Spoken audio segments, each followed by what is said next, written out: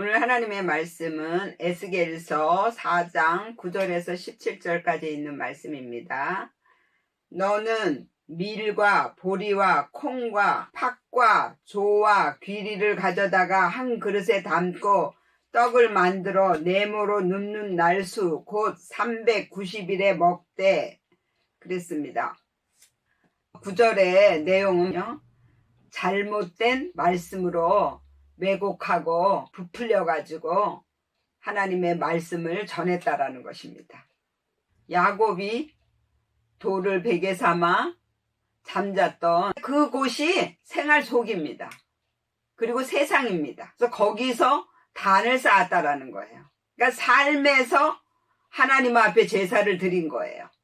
가인을 쫓는 믿음들은 하나님의 말씀을 왜곡해서 빗나가게 만들었어요. 그래서 오직 교회에 와야만 그곳에서 하나님을 만난다고 생각하는 거예요. 우리가 생활 중심의 예배를 드리는 것이 모든 삶에 굽어진 것들이 펴지는 것입니다. 3이라는 것은 하나님의 말씀과 성령의 능력으로 우리를 바꿔주시는 거예요. 그래서 잘못된 양식은 버리고 이제 영적인 양식으로 바꿔서 모든 걸 다 하나님이 하셨다라고 믿고 내 옆에 있는 모든 사람들이 나를 만들기 위해서 일하는 하나님의 일꾼이라고 믿어야 된다라는 거예요. 그런 십자가를 이루는 말씀을 우리가 먹고 그 말씀대로 살아가야 된다라는 것입니다. 10절에는 너는 식물을 달아서 하루 20세겔 중씩 때를 따라 먹고 그랬습니다. 우리는 이 영적인 말씀을 먹어서 내 영이 자라나야 됩니다. 근데 그것을 계속해서 항상 먹으라는 것이에요. 그리고 11절에는 물도 흰 6분 1씩 데워서 때를 따라 마시라 그랬습니다. 그러니까 물은 사상이에요. 육은 내가 되어지는 것이고 내가 되어지려면 나의 사상이 바뀌어야 되는 거예요. 그래서 마귀의 사상을 버리고 하나님의 사상으로 바뀌어지는 것입니다. 그리고 12절에는 너는 그것을 보리떡처럼 만들어 먹되 그들의 목전에서 임분불을 피워 구울지니라 그랬습니다. 이 문자적인 하나님의 말씀을 그대로 자기 소견에 옳은 대로 해석해서 잘못 이끌어내고 잘못 양육을 했다는 것입니다. 누가? 지도자들이. 13절을 보니까 여호와께서 또 가라사대 내가 열국으로 쫓아 흩을 이스라엘 자손이 거기서 이와 같이 부정한 떡을 먹으리라 하시기로 그랬습니다. 열국은 내 안에 잘못된 믿음의 기준들을 세워놓은 것입니다.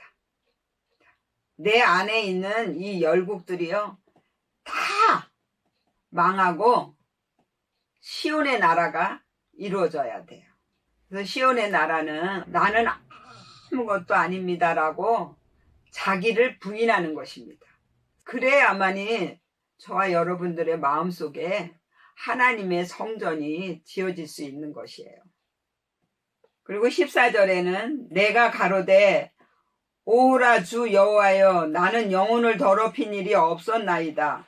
어려서부터 지금까지 스스로 죽은 것이나 짐승에게 찢긴 것을 먹지 아니하였고 가증한 고기를 입에 넣지 아니하였나이다 그랬습니다.